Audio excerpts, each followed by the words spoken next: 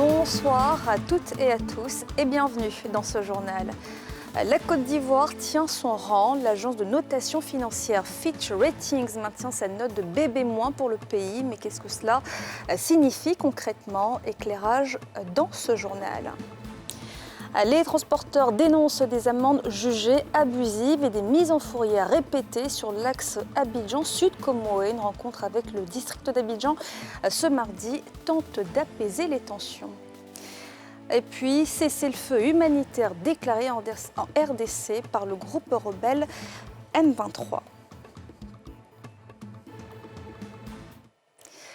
Je vous le disais, la Côte d'Ivoire se maintient la note de BB- de Fitch Ratings, l'agence de notation financière américaine. Qu'est-ce que cela signifie pour le pays? Élément de réponse de Nedja Eja et de Kimo Eric. L'agence de notation financière internationale Fitch Ratings vient de confirmer la note de B- attribuée à la Côte d'Ivoire. Sur une échelle de 0 à 20, cette note correspond au chiffre 7.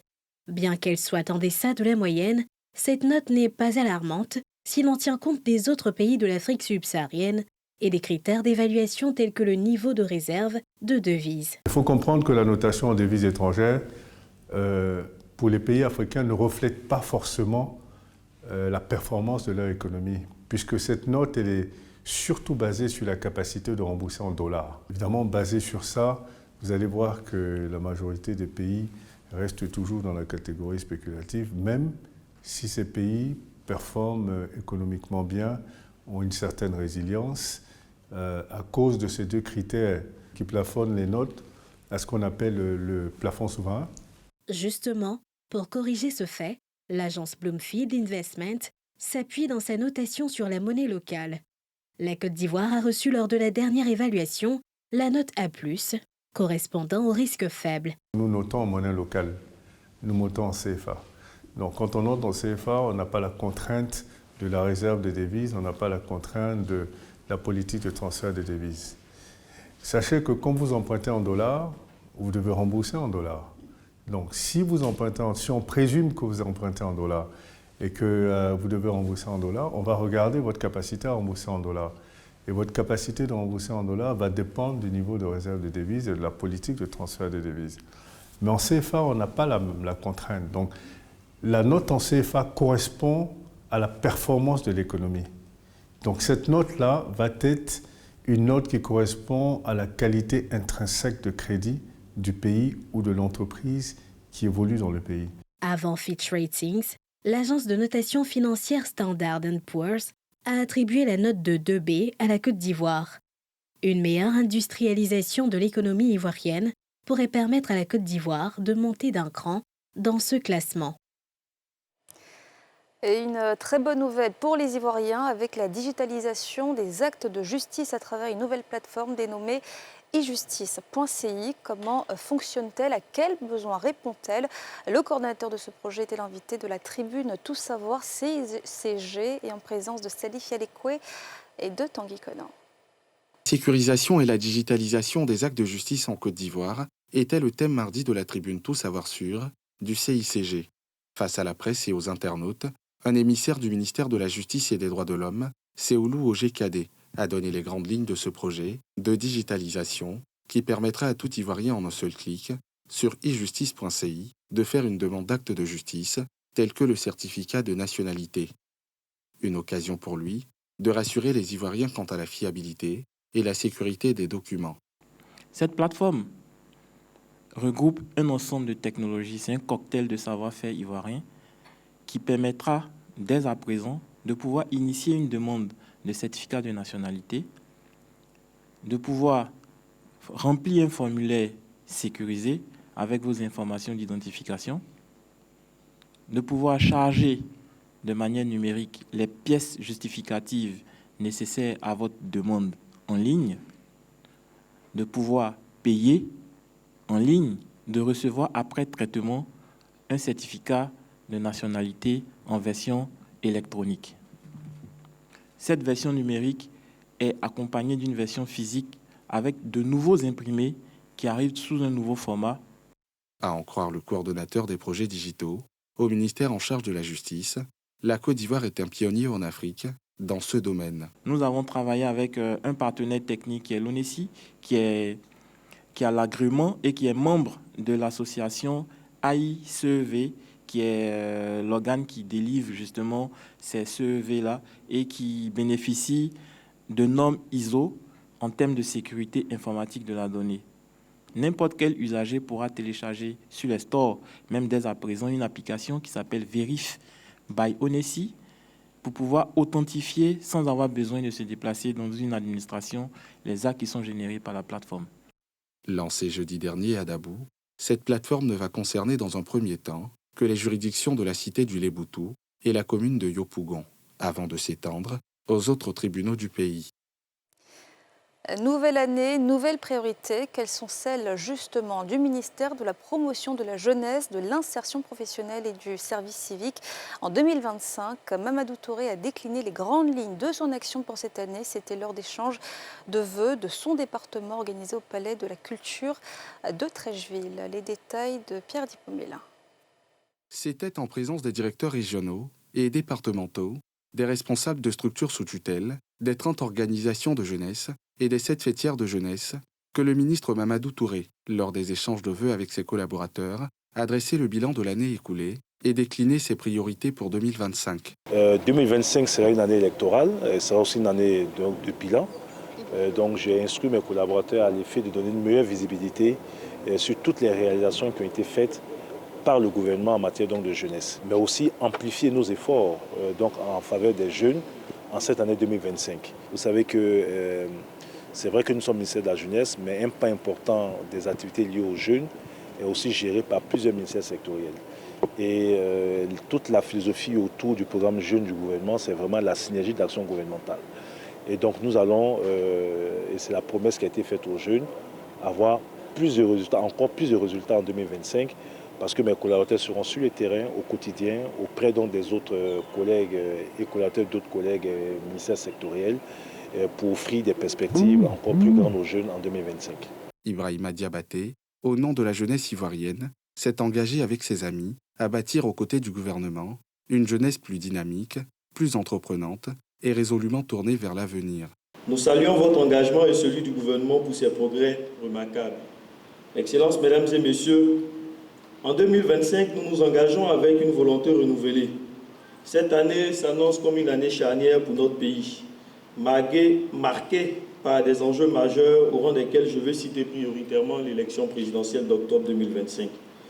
Monsieur le ministre, nous réaffirmons à cet effet aujourd'hui, ceux devant votre département ministériel réuni, notre engagement à accompagner l'action du gouvernement, à renforcer la participation citoyenne à l'occasion de ces enjeux, mais également la participation des jeunes et à travailler également à faire entendre la voix de la jeunesse pour une nation plus développée, pour une nation plus unie et plus prospère. La rencontre s'est achevée avec la remise de feuilles de route aux directions et structures sous tutelle. Et les agents et structures du ministère de la Communication ont aussi présenté leurs vœux au ministre Amadou Coulibaly. Le porte-parole du gouvernement en a profité pour faire le point de l'année passée, parler des projets pour 2025. Le constat de Moussani Kema. Le bilan de l'année 2024 est jugé positif pour le ministère en charge de la communication. À l'occasion de la présentation des vœux de Nouvel An, Amadou Coulibaly a dressé le bilan de l'année écoulée avant d'exposer les perspectives pour 2025.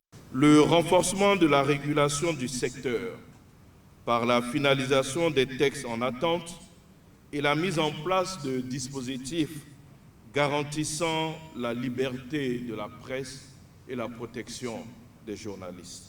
Il y a aussi la question de la transition numérique et la transformation du paysage médiatique par l'accélération de la digitalisation de la communication publicitaire et le renforcement des capacités professionnelles, la lutte contre la désinformation et la promotion de l'éducation aux médias. Des perspectives auxquelles s'inscrivent pleinement les structures sous tutelle et les entreprises de presse. Vous savez qu'on a eu des avancées notables, notamment pour ce qui concerne les chaînes de télévision, les éditeurs de télévision et de radio.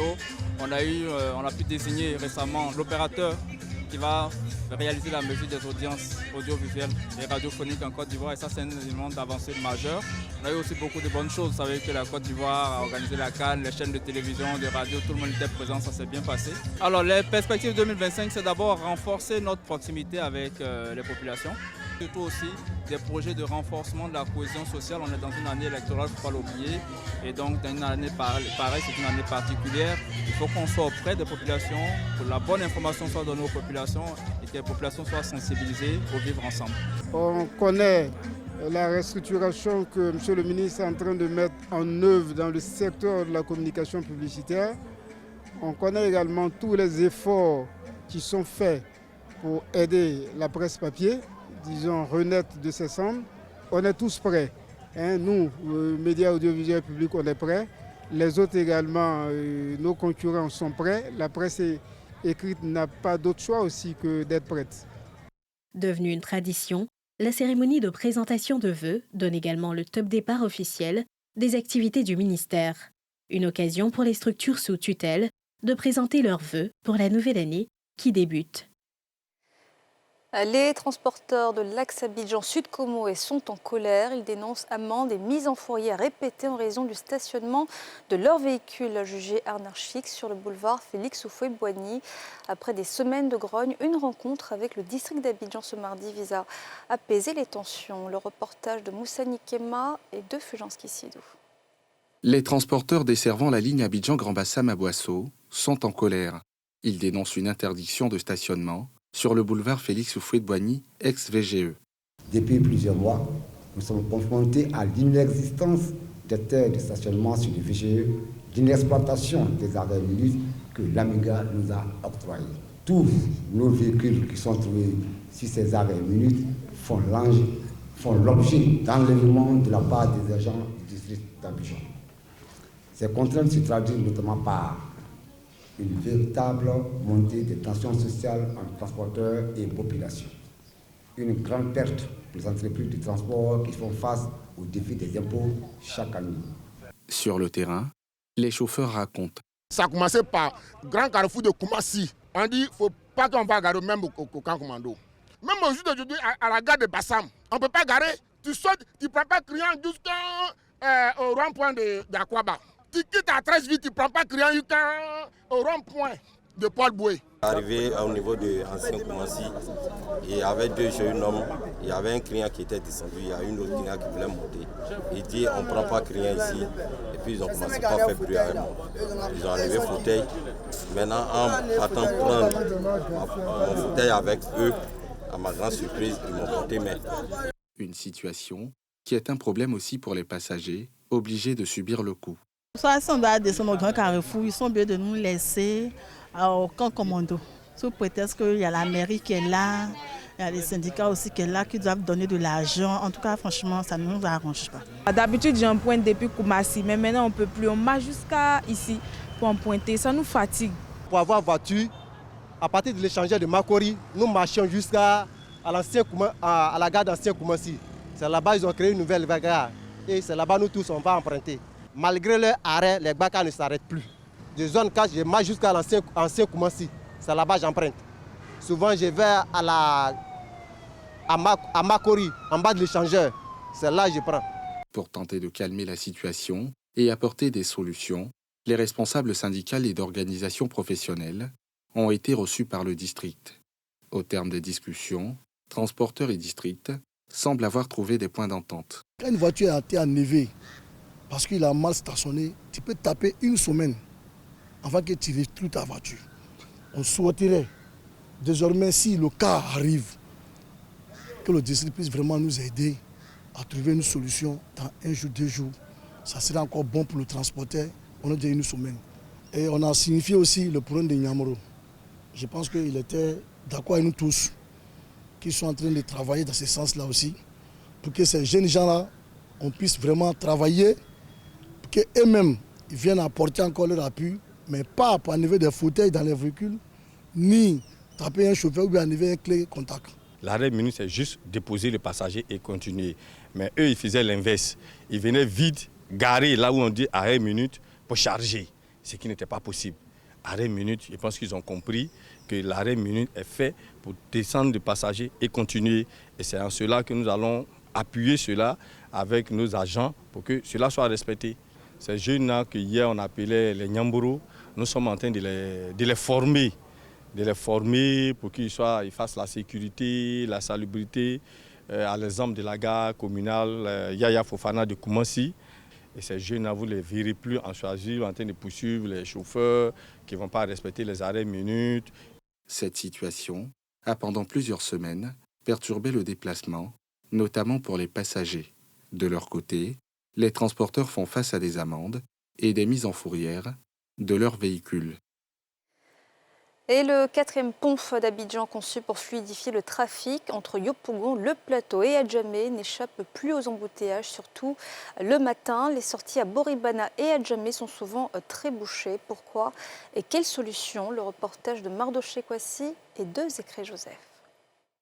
Axe Yopougon-Plateau, en passant par les Carina, il est 8 heures. À peine le 4e pont traversé, la plupart des automobilistes allant vers la Cité des Affaires sont freinés par un ralentissement.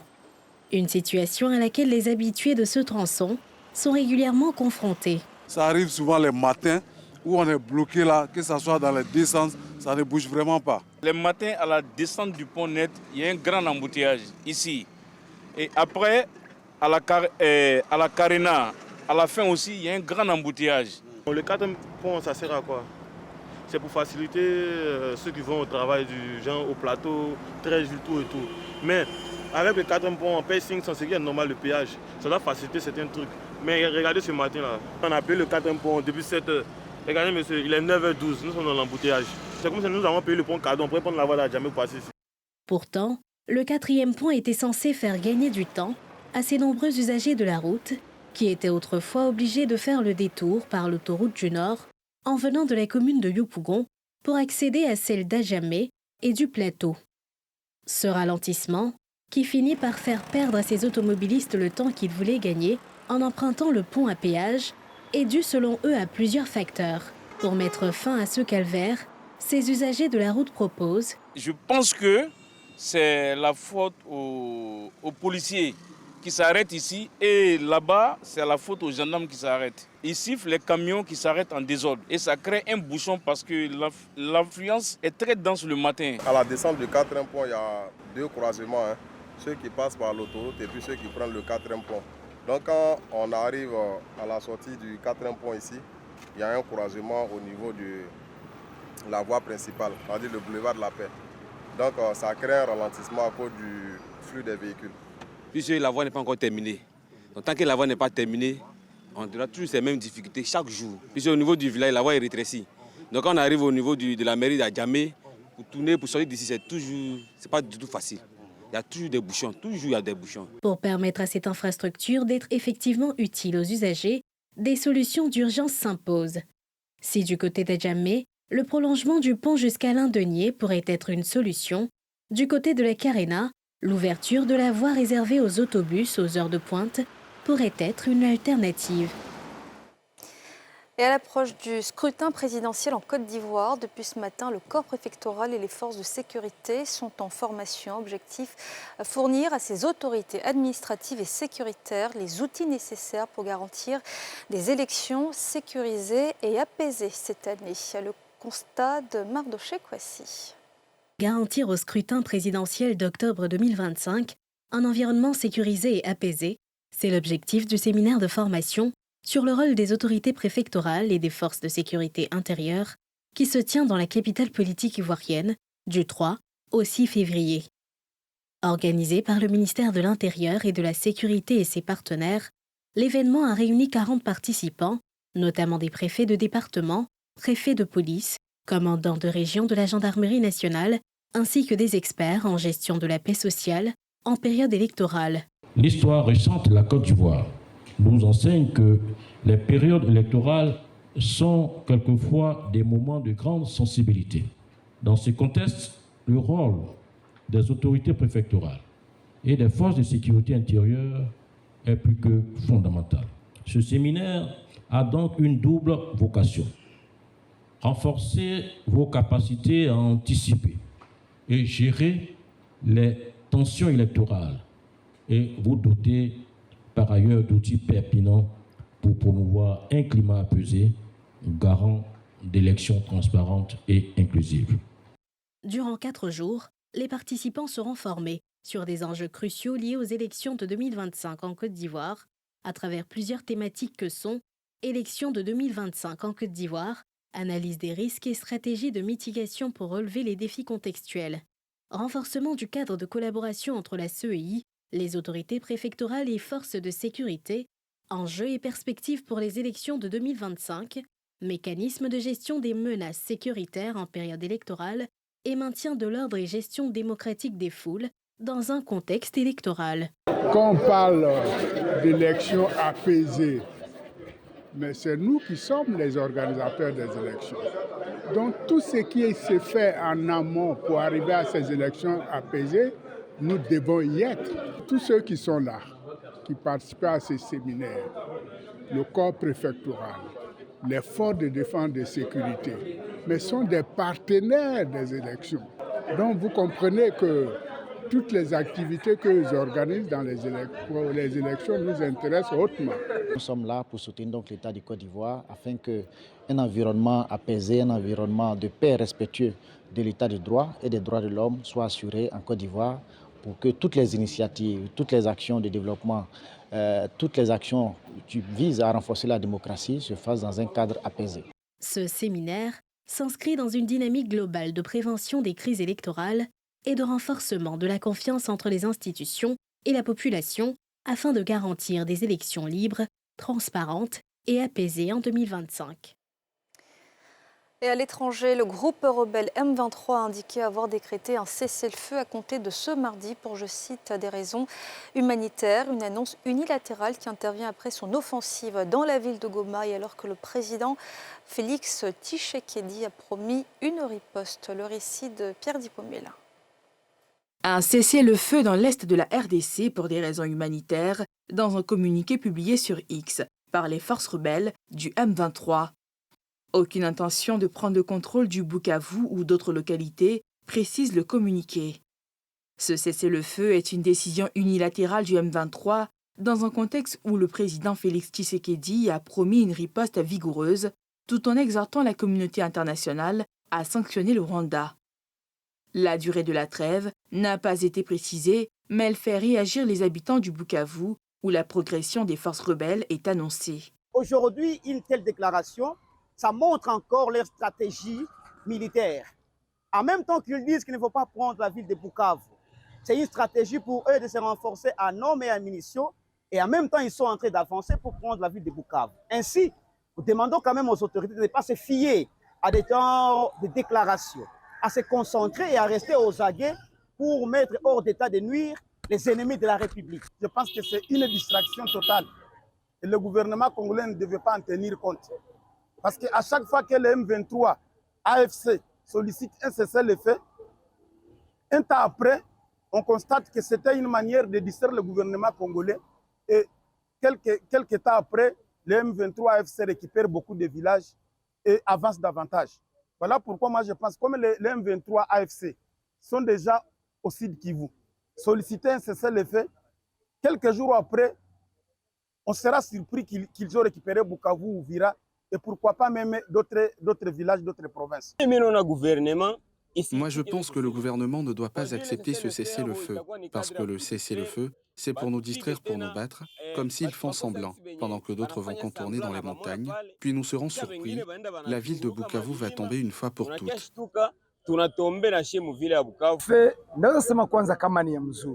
Je peux le dire, le cessez-le-feu est bon. Le même cessez-le-feu peut aider les FARDC à bien se réorganiser, mais que ce ne soit pas un moment pour s'endormir, car pendant le cessez-le-feu, le M23 contourne les collines pour venir attaquer encore les FARDC. Le Kenya a fait savoir que les présidents congolais et rwandais sont attendus samedi à un sommet extraordinaire de la Communauté des États d'Afrique de l'Est à Dar es Salaam, alors que le Conseil des droits de l'homme à l'ONU va, lui, se réunir en urgence le 7 février pour examiner la crise dans l'Est de la République démocratique du Congo et son impact sur les droits humains. Et voilà, c'est la fin de ce journal. Merci de l'avoir suivi. Excellente soirée à toutes et à tous.